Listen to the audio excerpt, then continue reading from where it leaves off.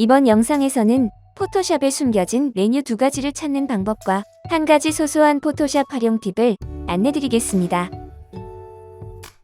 영상의 리파인 엣지 옵션 패널 창은 포토샵을 오래 사용한 분들은 익숙한 패널 창입니다.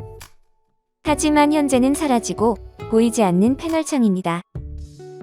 숨겨진 리파인 엣지 옵션 패널 창을 찾는 방법은 간단합니다. 키보드의 Shift 키를 누른 채 셀렉트 앤 마스크 클릭하면 리파인 엣지 옵션 패널 창을 확인하실 수 있습니다.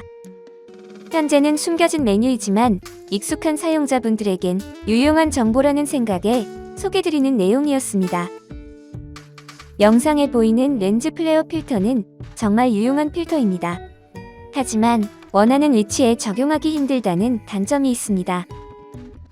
지금부터 원하는 위치에 정확하게 적용하는 방법을 안내드리겠습니다. 상단 윈도우 메뉴에서 인포를 찾아 선택해줍니다.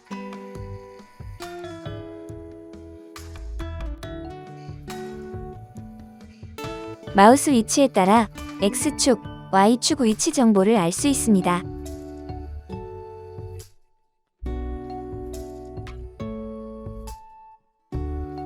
X축 500, Y축 300 위치에 렌즈 플레어를 적용해 보겠습니다.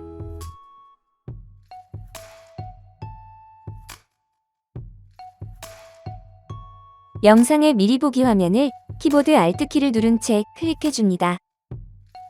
렌즈 플레어 적용 위치를 입력할 수 있는 패널 창을 볼 수 있습니다.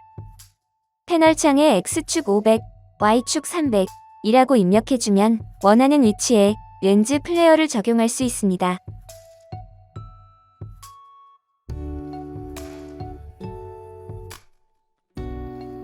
세 번째 소소한 포토샵 활용 팁은 명암 대비와 관련된 내용입니다. 일반적으로 명암 대비를 높이기 위해서는 커브즈 옵션 값을 이용합니다.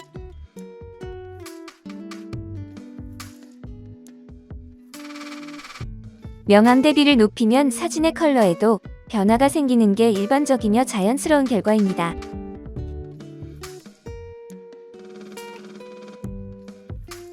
하지만 레이어 혼합 모드를 루미노시티로 변경하면 상황은 달라집니다. 컬러의 변화 없이 명암 대비만 높일 수 있습니다.